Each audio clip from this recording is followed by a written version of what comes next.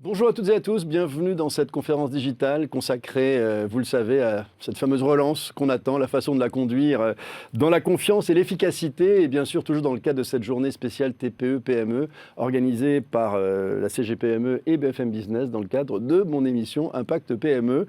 C'est un plaisir d'accueillir aujourd'hui 3 entrepreneurs, en fait, même si on va se consacrer sur le parcours particulier de l'un d'entre eux, de l'une d'entre elles, puisque j'ai le plaisir d'accueillir Gaëlle Rigou. Gaëlle qui est la gérante fondatrice de Paris Home. Bonjour Gaëlle. Bonjour. On va bien sûr raconter ce que vous faites dans un marché dont on peut dire qu'il est mouvementé en ce moment et du coup qui nécessite beaucoup d'adaptation et d'intelligence, de résilience, d'efficacité et d'innovation. Vous avez une chance, vous avez deux entrepreneurs experts à vos côtés avec lesquels vous travaillez presque au quotidien puisque on a face à vous André-Paul Buon. Bonjour André-Paul. Bonjour. Vous êtes quant à vous commissaire aux comptes dans un cabinet qui s'appelle comment ? Géliard Creatis, un cabinet qui est en région parisienne et qui occupe 200 personnes. Quand même. Quand même. Donc vous êtes associé, fondateur ? Oui, associé fondateur, directeur général aujourd'hui, plus jeune, a pris la présidence. Et c'est très bien, il faut lancer les entreprises et mettre sur orbite des jeunes générations. Et vous aussi, bien sûr, entrepreneur, parce que c'est aussi un vrai métier d'entrepreneur, celui sûr. d'expertise comptable. Et vous êtes venu avec Laurent Gassier, expert comptable également. Où êtes-vous vous-même et dans quel type de cabinet ? Donc, cabinet SBC Europe Gestion à Boulogne-Billancourt, donc Ouais. pas très loin d'ici. Donc, je suis associé et on compte une trentaine de collaborateurs. Alors, vous êtes venu, c'est un trio en fait finalement aujourd'hui parce que vous vous connaissez bien. D'ailleurs, c'est vous, André-Paul, qui avez créé et eu envie de prendre ce cas passionnant d'ailleurs d'une entreprise qui est obligée en ce moment et après d'ailleurs pas mal d'aménagement de son concept puisque c'est une aventure qui date de 2000. Tout à fait. Elle démarre comment et pour faire quoi et par qui finalement ? Vous étiez qui en 2000 quand vous créez Paris Home ? Elle démarre un peu par hasard puisque j'ai fait 5 ans de commissariat aux comptes chez Arthur Andersen et puis j'ai suivi ensuite un parcours de... Chez Chanel, je crois. Chez Chanel dans le contrôle de gestion pendant 2 donc années. vous connaissez un peu les métiers de nos amis là.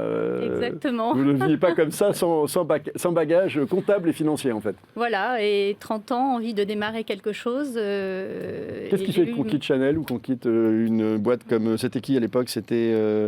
votre première expérience était dans quel type d'entreprise ? Arthur Andersen. Voilà, chez Arthur, ouais, qui en n'existe audit, plus d'ailleurs. Qui n'existe plus, c'est Feu Arthur Andersen. Voilà, Feu Arthur effectivement, Andersen. c'est devenu Qu'est-ce qui fait qu'au bout de Accenture. 10 ans, on crée une entreprise ?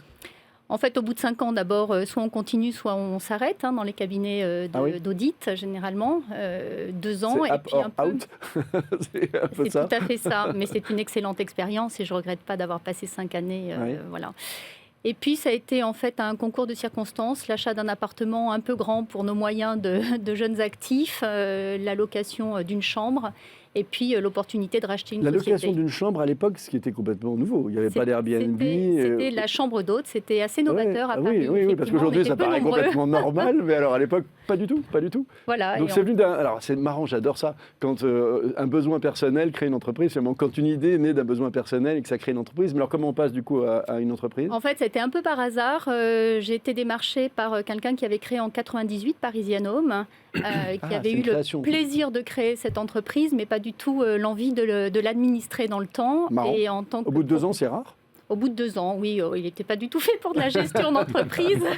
Il n'avait pas encore son André-Paul et son Laurent à ses Voilà. côtés, en fait. C'était ça, sa faiblesse. Et moi, c'était un bon moment. J'avais 30 ans. C'était un peu l'occasion de démarrer quelque chose en me disant soit ça marche, soit ça casse. Mais dans tous les cas, ça valait le coup de démarrer cette aventure. Et donc, j'ai racheté. J'oublie juste un truc. J'ai oublié de vous dire, chers amis qui nous écoutez, nous regardez, c'est que vous pouvez, pendant cette émission, poser vos questions avec le chat. Et on y répondra, bien sûr, au fil de l'eau et voir éventuellement, d'ailleurs, plus tard, si on a vos coordonnées. Donc, poursuivons. 2000, vous reprenez. Mais Absolument. à l'époque, donc, vous avez loué une chambre. Vous reprenez une entreprise qui fait quoi, à l'époque ? Qui a une quarantaine d'appartements qui sont loués essentiellement Elle à fait de la des touristes. gestion d'appartements Elle fait de la meublés. gestion d'appartements meublés. On va dire un petit Airbnb avant l'heure, Absolument. mais sans les plateformes et sans Internet, Sans les j'imagine. plateformes, avec un petit Parce que c'est site ça qui a internet. fait basculer le modèle, en fait. Et Complètement. ça, vous vous dites, qu'est-ce qu'on se dit ? Parce qu'en 2000, on pense pas un instant Ça va devenir un style de vie, un nouveau marché, de nouveaux business, et dont on a vu qu'ils ont changé le monde d'une certaine façon. Ça se passe bien tout de suite ou c'est compliqué? Quelles ont été les grandes étapes qui nous amènent à aujourd'hui, boum, mars, et c'est là qu'on va parler de l'accident industriel. Mais qu'est-ce qui se passe entre 2000 et l'accident industriel? Ça se passe très bien. En fait, au départ, c'est une activité qui était vraiment basée sur de la location touristique à la semaine. Et puis, il y a eu des gros changements. Touristique à la semaine. Donc, c'est du meublé touristique à la semaine. C'est du meublé touristique. C'est pas de la location meublée permanente pour la mobilité ou longue durée pour la mobilité, absolument etc. pas. En fait, les lois ont évolué avec le temps et surtout l'arrivée d'Airbnb qui a profondément changé l'industrie de la location. Dont on meublée. oublie, je ne sais même pas de quand ça date, moi. Quand j'y pense, je suis un foutu de donner une date sur l'arrivée d'Airbnb. C'est aux alentours de 2012-2013. Ouais, d'accord, ouais, ok. À peu près. Donc, le business continue à grandir gentiment pendant ce moment-là, sur ce concept-là? Exactement. Des rachats d'entreprises ou... À cette époque, non, pas du encore. tout. Qu'est-ce qui se passe donc jusqu'à mars, puisque je vais revenir bien sûr à ce que j'ai appelé l'accident industriel, mais qu'est-ce qui se passe jusqu'en mars? En mars, en gros, vous en êtes où? On va dire ça comme ça. Quel est le modèle? Il a évolué en plus. Le modèle évolue en fait avec des changements de loi et la création du bail mobilité en octobre 2018. Voilà, c'était il y a 2 ans ça. C'était il y a 2 ans. Rappelons ce que c'est quand même le bail mobilité. Alors le bail mobilité, c'est un bail c'est un bail d'habitation et pas un bail de location touristique. C'est location meublée longue durée du coup. C'est de l'hébergement temporaire pour des durées de 1 à 10 mois, uniquement pour différentes typologies de clients, essentiellement études et professionnels. D'accord. Voilà. Et donc du coup, vous repositionnez vos appartements là-dessus? On repositionne beaucoup plus tôt que ça. On repositionne dès 2014 la location sur du bail mobilité. Les appartements ne vous appartiennent? Non, Les appartements ne nous appartiennent pas. Ils sont à des propriétaires qui vous les confient? Absolument. Et sur lesquels vous assurez également des prestations assez larges, presque de conciergerie un petit peu. On gère intégralement l'appartement. Vous gérez la location, vous gérez la location, les arrivées, les sorties, les accueils, les départs. La rénovation des appartements aussi, puisque vous avez fait pas mal de choses là-dessus. Je voyais sur votre site pas mal de choses là-dessus. Donc on arrive en 2019 où les choses vont plutôt bien. Je crois que vous faites à peu près 7 millions d'euros de chiffre d'affaires à ce moment-là. On va vérifier auprès de nos amis, tous les deux. Et avec 2 acquisitions réalisées en 2017 et en 2018 par Gaël, qui a fait une croissance externe intéressante d'ailleurs au demeurant, pour la propulser à un peu plus de 7 millions de chiffre d'affaires. Venons d'où avant les 2 rachats du coup? Vous êtes passé de combien à combien? On est passé de 250 appartements gérés à 450. D'accord. Voilà. Des entreprises qui faisaient le même métier que vous? Des entreprises qui faisaient le même métier que nous, mais qui n'avaient pas de clientèle corporate, de mission professionnelle. Et nous, on avait développé beaucoup ce segment du bail mobilité, donc on avait besoin d'étoffer le portefeuille et l'offre. Et vous avez repris du coup, quand on reprend, j'avoue, je m'interroge en même temps que je vous écoute, quand on reprend une entreprise comme cela, on reprend les contrats, on reprend des équipes également? On reprend les contrats, on reprend les équipes. Oui.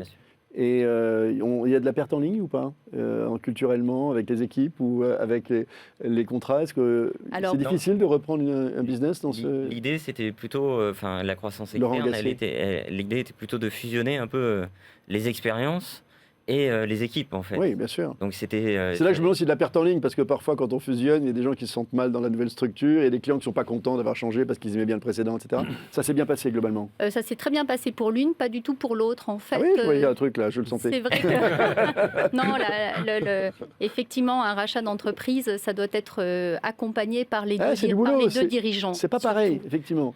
Surtout parfois, celui qui vend n'a pas envie de rester, ou alors il fait le service après-vente, et après, c'est plus sa boîte, ça n'a plus la même motivation. Si on est indépendant, entrepreneur, c'est qu'on ne va pas supporter une quelconque autorité supplémentaire, donc c'est compliqué. La transmission d'entreprise, c'est un projet, et c'est vrai que c'est un projet de repreneur, mais c'est aussi un projet de vendeur. Et quand le vendeur ne le conduit pas comme un projet, ça peut poser des difficultés, et comme à rencontrer... Vous l'aviez mené ensemble. Alors, à quel moment, c'est intéressant aussi, je ne vous ai pas posé la question, à quel moment l'un et l'autre, Laurent et André-Paul, vous avez accompagné, et vous accompagnez depuis combien de temps, en fait, Gaël, dans ces aventures? Quel a été le premier, en fait? Je dois être le premier. Je dois être le premier. En fait, on s'est rencontrés en tant que commissaire en compte. Alors, même pas. En fait, on ne se connaissait pas du tout. On s'est rencontrés au salon des entrepreneurs avec Gaël. Je parlais de prix de revient. Elle est venue me poser des questions sur la comptabilité analytique. Et on a eu un premier projet ensemble d'imaginer sa comptabilité analytique dans son entreprise. Il y a combien de temps? Il y a une petite dizaine d'années, en fait. Tant que ça. Malheureusement, oui, tout à fait. On est toujours aussi jeune, Gaël, il n'y a pas de problème.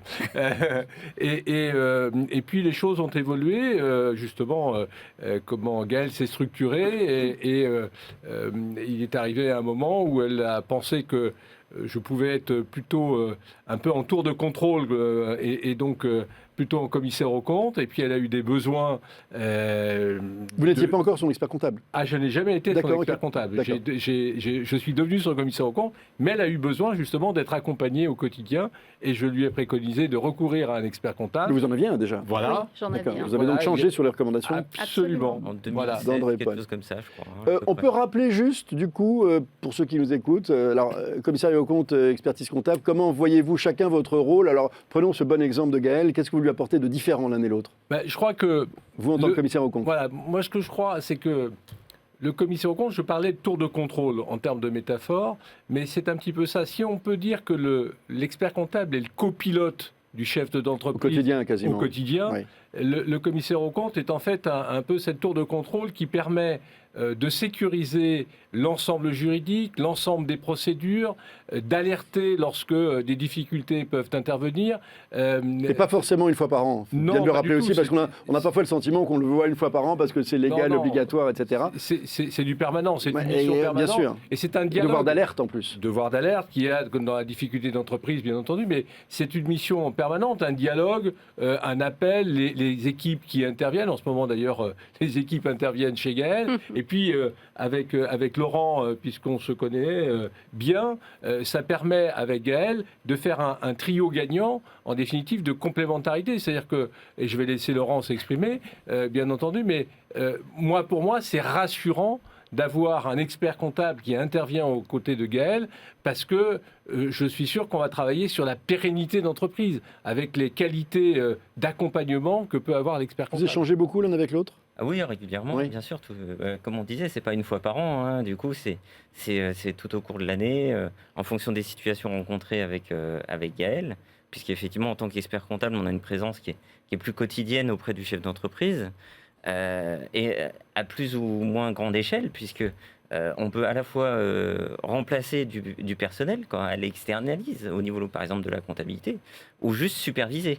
Donc tout dépend de la mission qui est confiée, en fait. Alors, l'expertise comptable et le commissariat aux comptes, c'était une marche libre, l'expertise comptable. Le commissariat aux comptes, c'était plus contraint. Il y a eu un certain nombre de contraintes. Et puis surtout, la loi Pacte a beaucoup heurté, bouleversé votre marché. Vous aviez l'obligation, Gaël, en termes de chiffres, d'avoir un commissaire aux comptes dans le cadre de cette nouvelle réglementation? Parce que j'aime bien poser la question, parce qu'on voit que même ceux qui n'en ont pas l'obligation aujourd'hui apprécie d'avoir parce que c'est un regard extérieur, surtout quand l'actionnariat n'est pas extérieur et qu'on est seul et qu'on n'a pas la contrainte éventuellement d'un fonds ou d'un actionnaire qui vient vous demander un peu le job finalement quelque part de commissariat aux comptes, de surveiller un peu ce qui s'y passe et d'alerter. C'était une volonté délibérée ou c'était une obligation pour vous de prendre? Alors moi j'avais atteint les seuils, mais je pense on peut les rappeler, juste les seuils, on peut rappeler avant et après. Avant et après. À l'époque, en fait, on était sur les seuils de la SARL, donc on était en dessous de 4 millions d'euros de chiffre d'affaires, et donc Gaël avait dépassé ce seuil, et en même temps elle se structurait par le biais d'une holding, et le holding et la société fille amenaient l'obligation de commissariat aux comptes. Aujourd'hui, Gaël est nouveaux chiffres est en dessous, puisqu'on parlait de 7 millions de chiffre d'affaires tout à l'heure, alors que le seuil c'est 8 millions de chiffre d'affaires. C'est uniquement le chiffre d'affaires ou il y a d'autres éléments du seuil? Il y a le nombre de salariés, 50 personnes, et le pied de bilan 4 millions qui interviennent pour qu'un commissaire aux comptes soit nommé. Mais alors, hors l'expérience que l'on a avec Gaël, ce que je peux dire, c'est que dans notre cabinet, les entreprises qui n'avaient pas besoin de nommer ou de renommer un mandat de commissariat aux comptes au cours de l'année 2019, plus de 60-65% de nos clients continuent à nous faire confiance sans obligation, parce qu'ils voient justement cette idée de tour de contrôle de sécurisation. J'allais dire, c'est un petit peu comme l'escalier. L'expert comptable constitue les marches pour pouvoir aider le chef d'entreprise, et nous sommes les rampes qui viennent sécuriser la montée de l'entreprise dans son quotidien. C'est très complémentaire. Bien sûr. Alors, pardonnez-moi, je vous ai interrompu du coup parce que vous évoquiez qu'à l'époque, vous n'en avez pas l'obligation. Qu'est-ce qui a fait? Vous avez ressenti justement ce besoin d'un regard différent pour prendre un CAC à ce moment-là, un CAC, commissaire aux comptes? Alors, quand j'ai pris le cabinet d'André Paul, j'avais les obligations d'avoir un commissariat aux comptes, en fait. Alors, c'est vrai qu'on s'était rencontrés avant. Mais je pense que ce qui a débuté avec nous, enfin la mission a démarré parce que j'avais l'obligation d'avoir un commissaire aux comptes. Revenons sur ce mur en mars 2020. Non, j'en parle avec ces mots-là parce que je ne vous cache pas, qui nous écoutez, qu'on s'est parlé un peu avant cette émission pour essayer de comprendre un peu ce qu'on allait se raconter aujourd'hui. Et vous avez des mots vraiment très forts pour parler de la façon dont vous avez vécu ce premier printemps, en disant « j'ai senti que mon monde s'effondrait, qu'une vie entière de boulot, pendant des années, j'ai bossé comme une dingue, en pensant qu'un jour, je récupérais un peu le fruit de mes efforts, je me suis peu payé pendant de nombreuses années », ce qui arrive à plein de boîtes, enfin plein d'entrepreneurs, on a tous vécu ça. Et puis tout d'un coup, boum, on vous dit « les étudiants repartent chez eux, il n'y a plus de trafic international, il n'y a plus de mobilité, et je me retrouve avec mes appartements. » Racontez-nous. Oui, alors au départ, on vient de tsunami. D'abord, bah oui, l'annonce est faite le vendredi. J'appelle toute l'équipe pour qu'ils soient au chômage. On ne savait pas ce qui se passait. On était quand même très, très angoissés. Vendredi, c'est-à-dire que le confinement démarrait le lundi, ce fameux 15 mars, là qu'on n'oubliera jamais. Ouais. Voilà. Ouais. Et là, ça a été un tsunami. Alors, avant de penser catastrophe et angoisse personnelle, il faut gérer tous les départs, en fait. Les gens sont partis en pleine nuit, avec les clés, en catastrophe, laissant les valises dans les appartements. Enfin, ça a été juste inimaginable. Oui, c'était la fuite dans tous les étages. C'était la panique de la fermeture des frontières. Donc, tout le monde partait, trouvait un vol à 2h du matin, quittait l'appartement. Enfin, ça a été extrêmement compliqué. J'imagine, en voyant ça, j'imagine qu'est-ce qu'on fait des clés, comment est-ce qu'on va laisser l'appartement, les récupérer dans quel état, il y a de la nourriture partout. Enfin, ça doit être incroyable. Voilà. Enfin, quand on imagine 400 appartements qui tout d'un coup se vident. C'est l'exode. C'est ça. C'était vraiment l'exode. Et donc, bon, il y a tous ces échanges, en fait, tous ces clients inquiets qui nous appellent en disant est-ce qu'on va être remboursé, est-ce que... en général, ils payaient évidemment des dépôts de garantie, des loyers d'avance, etc. Alors, ils payent en début de mois, mais la plupart, effectivement, étaient engagés sur des préavis, demandaient des remboursements. La législation n'était pas... En fait, il n'y avait pas encore de règles sur le fait qu'on pouvait avoir des avoirs, qu'on pouvait... Voilà, donc il fallait qu'on prenne des décisions. Il faut savoir que j'étais seule. Nous étions 18 salariés. Donc, j'ai tenu... Et vous aviez en plus 400 propriétaires tout aussi inquiets. Alors, les propriétaires... On les oublie, mais enfin, on ne peut pas les oublier dans un métier comme le vôtre. Non, mais c'était effectivement les propriétaires et les clients. Enfin, c'était tout. Il y avait deux cibles. Vous aviez vous à gérer votre entreprise, gérer en fait les propriétaires inquiets de leur patrimoine et gérer des gens en panique pour dire qu'est-ce que c'est dingue. Voilà, donc il y a eu cette période. Et vous êtes seul à faire 18 postes à ce moment-là. Et j'étais seule à faire 18 postes à ce moment-là. Et où sont les 18 autres? Ils sont partis avec leurs ordinateurs chez eux et vous avez tout d'un coup inventé le télétravail ou le télétravail n'était pas mis en place et c'est ça en fait, c'est qu'il y a plein de choses qui étaient comme projet à initier. Vous n'avez jamais ni pensé, ni réfléchi, ni testé en fait? Jamais, parce qu'on a besoin d'être dans l'opérationnel, qu'on reçoit quand même, on reçoit des propriétaires, on reçoit des clients, on a besoin d'être physiquement. Vous avez des agences? Vous avez une agence? Vous avez des lieux? Oui. Avec des PC fixes ou avec des portables? C'est très bête, mais selon qu'on compare avec ça change le monde en termes de télétravail. Avec des énormes PC fixes, avec des doubles écrans, donc très compliqué de se déplacer avec ça. Oui, parce que Gaëlle est très digitalisée, donc en fait, c'est là qu'on s'aperçoit que finalement, très digitalisé, ça ne veut pas dire télétravail facile. Il faut avoir le bon device. Non, mais parce qu'en fait, du coup, on fait tout sur des écrans, donc ça veut dire grand écran, et ça ne s'emporte pas à la maison après. Mais oui, bien sûr. Donc c'est pas tout à fait le même mode que le télétravail, finalement. Puis digitalisé, mais avec un serveur physiquement dans nos bureaux, donc pas de cloud, pas de... impossibilité de travailler à distance. C'est un vrai sujet, le fameux cloud, dans des aimants comme ça. Oui. Vous aviez alors... Vous, pardonnez-moi, je vais me tourner vers ceux qui auraient dû vous alerter. Ils auraient dû vous dire, les deux gars, là, un jour, qu'est-ce qui t'arrive si... Non, je plaisante parce que personne ne pouvait le savoir. Mais globalement, vous avez vécu ça avec plein de clients, j'imagine, cette problématique. Oui, on parlait tout à l'heure de tour de contrôle ou d'essayer de voir les sécurités qui pouvaient être mises en œuvre, en tout cas mises en exergue par le commissaire aux comptes. C'est clair que la digitalisation, la numérisation des entreprises, c'est un sujet qu'on abordait progressivement. Mais on ne pouvait pas penser le choc. On ne pouvait pas penser le choc. Et lorsque on en entend d'ailleurs aujourd'hui dire tous les postes doivent être en télétravail. Mais oui, mais comment?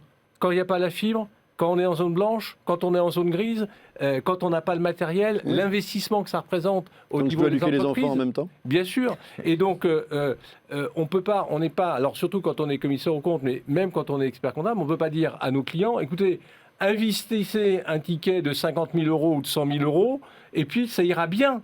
Vous passerez la crise. Donc, on a un manque de réalisme par rapport à ça auprès de nos gouvernants. Et le seul élément qu'on pouvait apporter, Laurent l'a fait beaucoup plus que moi, c'est d'essayer d'atténuer la solitude du chef d'entreprise face à la difficulté. Vous étiez très en contact, vous l'avez beaucoup aidé là-dessus. Gaëlle, oui, on s'est téléphoné régulièrement. Parce que, comme on a dit, elle a remplacé 18 postes à elle toute seule. Où étaient les 18 quand même, à ce moment-là? Ils ont été chez eux, mais pas équipés du tout, donc ne pouvant pas travailler? Non, ne pouvant pas travailler à ce moment-là. Chômage partiel? Chômage partiel. Immédiatement. Et quand vous dites que vous étiez tout seul, du coup, vous étiez resté dans l'entreprise ou bien vous étiez chez vous? Oui, alors par chance, j'habite juste à côté, mais effectivement, bon petit soldat, je partais à 8h du matin, je rentrais à 21h, 7 jours sur 7. En fait, j'étais au bureau. Pour gérer l'ensemble. Et à aucun moment, vous ne pouviez mobiliser vos équipes parce qu'il y avait ces problématiques d'incapacité technique, c'est ça? C'est parce techniquement... qu'eux, ils auraient pu bosser techniquement s'ils avaient été équipés, etc. Ils auraient pu vous accompagner plutôt que de vous laisser tout seul au front. C'est compliqué. Et puis, il y avait une chute brutale. On perdait 100% du chiffre d'affaires. Donc, moi, j'étais complètement en panique sur la capacité de prendre en charge des salariés. Donc, la décision, en fait, de mettre 100% du personnel au chômage partiel, indépendamment des problématiques techniques, mais qui auraient pu se régler, effectivement, en venant avec une voiture chercher les écrans, etc., c'était de se dire... Je suis à l'arrêt en termes de business, je ne peux pas payer mes salaires. Pardon, allez-y, je vous en prie. Il n'y a pas que le matériel non plus, parce que le matériel, c'est ce que le chef d'entreprise peut fournir, ou sur lequel il aurait pu s'équiper ou essayer d'anticiper. Mais il y a aussi le salarié. Oui. On a rencontré bon nombre de salariés qui ne peuvent pas disposer d'un bureau pour pouvoir travailler. Donc, ils ne peuvent pas installer leur tour et leur écran assis dans leur lit. Le problème vient de se reposer, là, en reconfinement. Même si aujourd'hui, effectivement, il y a explosion d'achats de PC mobiles, de laptops et compagnie, mais enfin, ça reste un vrai problème. La petite différence, on va dire, entre le premier et le deuxième, si on peut le dire, c'est que sur le premier... Aujourd'hui, on peut travailler dans ces bureaux éventuellement. Voilà. On a un pourvu que ça dure, où les gens... si je peux me permettre. C'est exactement ça. Parce qu'avec ce qui est en train de se préparer, on n'est pas certain non plus de ça. C'est pas sûr que ça dure pendant longtemps. Oui, absolument. Alors du coup, quand est-ce que vous sortez un petit peu? Du coup, alors vous bossez comme une dingue, vous arrivez à peu près à colmater les brèches un peu partout. Pour autant, les appartements sont toujours là, ils sont toujours en magasin. Est-ce que les gens ont arrêté des contrats chez vous? Est-ce que des propriétaires ont dit j'arrête, je le revends, j'en ai marre de tout ça? Oui, il y a eu ça un peu. Oui, tout à fait. Il y a eu des propriétaires qui ont pris la décision de vendre leurs biens, qui étaient généralement un pied-à-terre. Et puis, on a aussi eu des propriétaires qui nous ont quittés. Aujourd'hui, on en est où? Si on peut en parler, je ne veux pas donner le chiffre aujourd'hui, je pense qu'on a perdu une centaine d'appartements, je pense. Et les gens sont un peu revenus pendant l'été à Paris. J'imagine qu'il n'y a pas eu beaucoup de business cet été parce que Paris est assez vide à cause... les gens étaient plutôt sur des plages qu'à Paris. Oui, non, il y a eu quand même un peu d'activité entre maintenant et le reconfinement. L'activité a repris en septembre-octobre avec l'arrivée essentiellement des étudiants français qui venaient en stage à Paris. Ouais, et là maintenant qu'ils repartent parce que les étudiants, tout ce qui est université... Et rebelote dimanche. Alors les stagiaires qui se retrouvent en télétravail ont décidé de quitter les appartements parisiens pour se reconfiner chez leurs parents. Et rebelote, c'est la même chose, c'est le même désastre. C'est-à-dire des gens à nouveau qui annulent, qui demandent à être remboursés. On revit la même chose? On revit la même chose à une échelle moins importante quand même. Mais on revit sauf que ce qui s'est passé, si vous voulez, entre mars et septembre, c'est que nous, on a fait quand même on a fait évoluer notre business en disant aux propriétaires, est-ce que vous acceptez de faire de la location de meublés permanent et pas faire que du temporaire? Le bail mobilité, c'est du 1 10 mois. C'est ce que j'évoquais, la fameuse location de longue durée, c'est autre chose. D'accord, absolument. Pardon. C'est du 1 an renouvelable.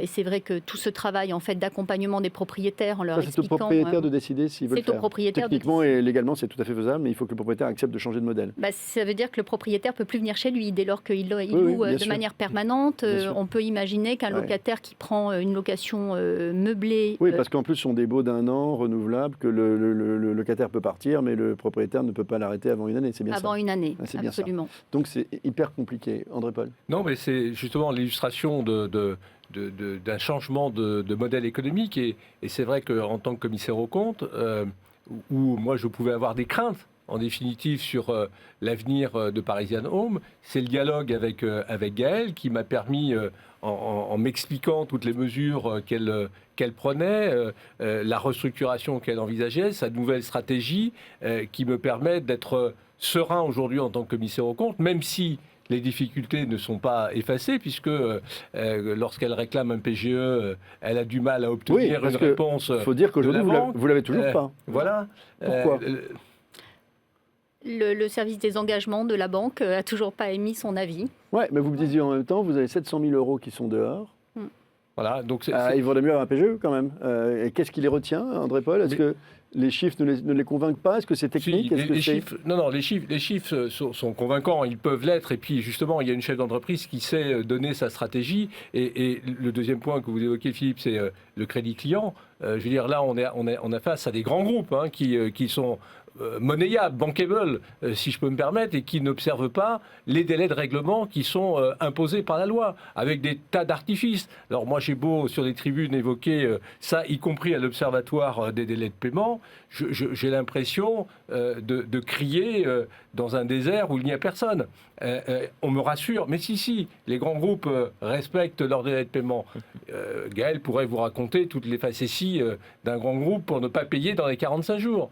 Je les connais, c'est facéties. Voilà, donc c'est un sujet, je pense que les banques ont joué, pour la plupart, le jeu, mais on s'aperçoit qu'aujourd'hui, nous qui sommes en observateur, qu'il y a eu de plus en plus de réticence vers ce PGE garanti par l'État. Alors, on peut comprendre que les banques jouent leur... Parce qu'il y a eu tellement aussi. Ils ont un peu peur. Ils ont peur à un moment que tout le monde ne puisse pas rembourser. En même temps, ils sont garantis par l'État. Voilà, il faut quand même le rappeler.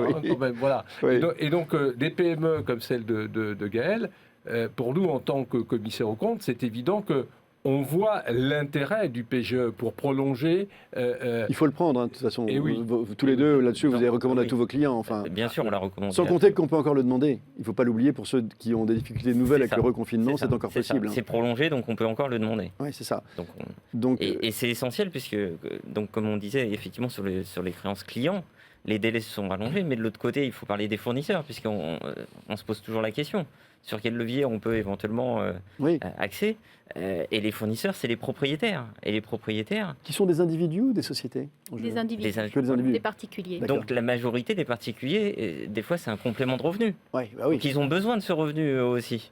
Donc Gaël, de son côté, elle fait la démarche de pouvoir payer ses propriétaires au plus juste et au plus rapidement, mais ses clients jouent pas le rôle en fait dans le circuit global de l'économie en fait. Ça a été très conflictuel ou pas à certains moments avec les propriétaires éventuellement, ou parce que vous ne pouviez pas forcément, même si vous aviez la volonté de satisfaire tout le monde, il y a eu des moments de conflit un petit peu? Alors non, on a toujours payé les propriétaires dans les temps et effectivement, quand un banquier me dit vous avez qu'à vous aussi allonger vos délais de paiement puisque vous êtes payé à 45 jours, payez vos fournisseurs à 45 jours, c'est impossible. Moi, mes fournisseurs, c'est des petites entreprises, c'est des auto-entrepreneurs. Je ne peux pas les faire patienter 45 jours. De l'entretien des appartements, de tout ça Notamment. Mais j'ai aussi des prestataires administratifs. Bien sûr. Donc, dans tous les cas, tous ces gens-là ont besoin d'être payés dans les temps. Donc, je m'impose de les payer le jour où la facture arrive. Bien sûr. Il y a eu un fort soutien entre les TPE et les PME, si on doit résumer comme ça. C'est-à-dire qu'il n'y a pas eu de blocage dans les différents niveaux de paiement entre les différents intervenants. TPE, PME, il y a eu vraiment, tout le monde a joué le jeu. Je ne sais pas, André Paul, si tu es à peu près d'accord dans tes clients. Mais la difficulté, effectivement, c'est plus sur les grands groupes ou les institutionnels, alors que TPE, PME, c'est quelque chose où il y a eu un soutien entre les entrepreneurs. André Paul Buon. Oui, il y a un autre sujet qu'on s'est aperçu avec Gaël dans cette sécurisation, en définitive, que moi j'essaye de comprendre, en définitive, pour la pérennité de son entreprise, c'est celui des aides. Gaël, pas si simple. Ben non, parce que vous êtes en plein dans un secteur dit, absolument directement attaqué. Tout ça, il n'y a pas de débat. On a conscience que vous faites partie des vraies victimes de tout cela. Pour l'instant, je coche aucune case. Voilà, et pour autant. Oui. Et voilà, et c'est un des sujets. Alors, coche aucune case parce que la nomenclature est ainsi faite au niveau des aides que on se repère au code NAF. Ah, le code NAF. Le code NAF. J'en parlais dans une conférence juste avant. Racontez-nous ce désastre du code NAF qu'on ne décide pas parce qu'il est attribué au moment de la création de sa boîte. Et comme on peut avoir d'autres activités, ça peut être grand n'importe quoi. Eh ben, c'est justement la question, et la difficulté de cette nomenclature des aides par rapport au code NAF est ahurissante, parce qu'en définitive, on est sous fermeture administrative parce que c'est décidé comme ça, ou on est en arrêt complet parce que les conséquences sont là, et puis on dit j'ai besoin d'aide. Ah oui, mais votre code NAF ne correspond pas aux aides. À la case. À la case. Mais alors, on peut modifier. Ah ben non. Mais on peut négocier à minima mais rien, zéro. Pas le changement du code NAF, mais qu'on leur explique que le code NAF n'est pas la réalité de mon activité. Non, parce que les aides, en fait, moi, principalement... Vous êtes plus violent là-dessus, je crois. Oui, je suis violent sur le fait Attends, vous m'avez dit Kafka, que dalle. Mais oui, c'est vous qui avez dit ça. Mais absolument, mais attends, Philippe, le sujet, c'est que le code NAF est attribué par l'INSEE, d'accord, au moment de la création d'entreprise. Et si on veut faire une modification du code NAF, il faut entreprendre une modification de l'objet social. Il faut donc faire du tribunal de commerce. Et encore, on n'est pas sûr que l'INSEE modifie. Oui, à nouveau le mauvais code NAF pour la nouvelle. On n'est pas sûr du résultat du code obtenu. Voilà. Et les aides, effectivement, concrètement, comme toute aide, même l'activité partielle, etc., tout ça se fait via Internet. Et donc, on remplit une case, et il n'y a pas de négociation possible avec Internet. C'est le code APE, et on ne peut pas le modifier. Évidemment, je vais dire qu'est-ce qu'on fait du coup, parce qu'en plus, il y a un autre sujet que j'aimerais qu'on évoque, parce que là aussi, les nouvelles ne sont pas très bonnes par rapport à votre société, c'est que vous m'avez dit, je suis toujours en attente, parce que mes reports de prêts ont été refusés, je voulais porter mes prêts de 15 à